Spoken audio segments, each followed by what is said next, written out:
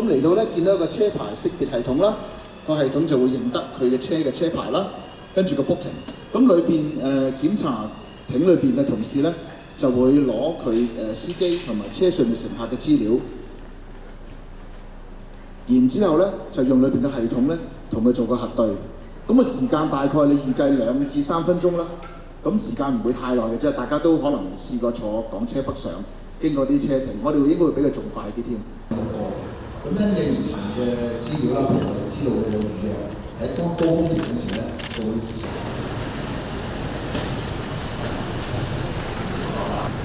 好慢慢駛入啊。咁開咗個車廳咧，裏邊亦都有啲顯示，嗌佢左右去泊齊個車，泊一個安全嘅位置。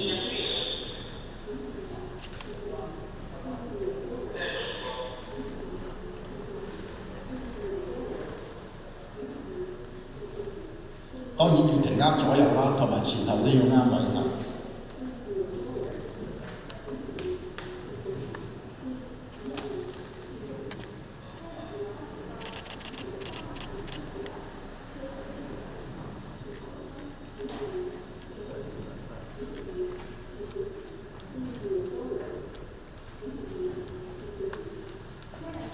好啦，應該可以啦，應該。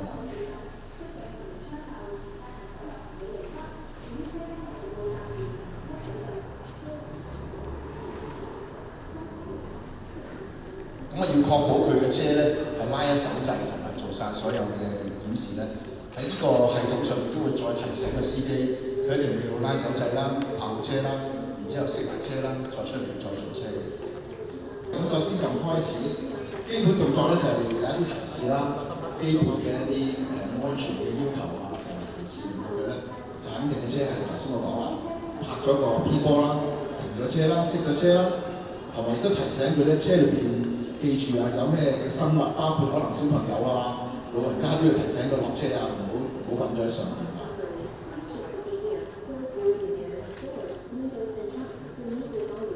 嗱，呢提醒啦，跟住咧就會掃描佢個證件嘅。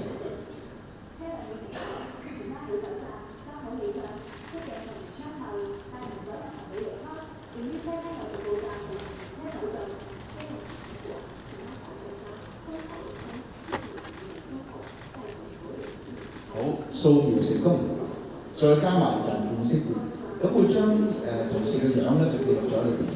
咁個好處就係當佢喺翻嚟香港攞車嘅時候咧，就都用佢個樣去攞翻架車，比較簡單同埋安全嘅。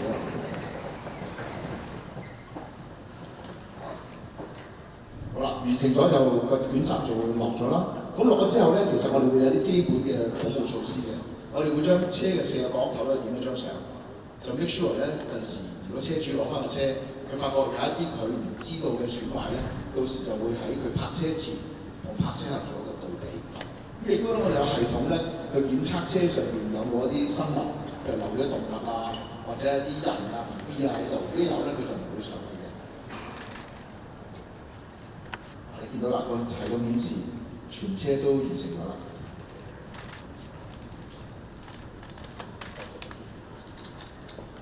呢個就係嗰啲影相嘅記錄啦。頭先我講話會4個角都會影嘅，影咗提示就有個起碼有個記錄喺度。好啦，咁你見到個車都開始準備入去啦。好，而家佢就會用一個板托起佢，跟住就會入去一個我哋叫 lift 啦。lift 嘅物體就會運上上面嘅車廳。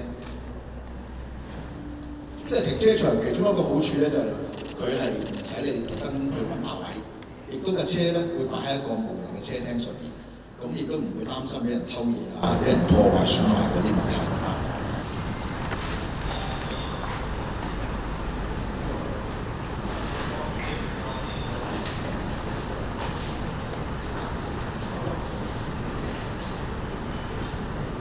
呢度過去海天中轉大概係5分鐘內嘅車程，所以都非常方便。整個流程全車到呢度咧，我哋預計唔會超過半小時，咁所以咧就都幾簡單方便。一啲檢查之後咧，就會每個人都會發一張咁樣嘅車飛嘅，張車飛咧就可以喺個閘度就進入，然之後登上我哋嗰個接駁巴士。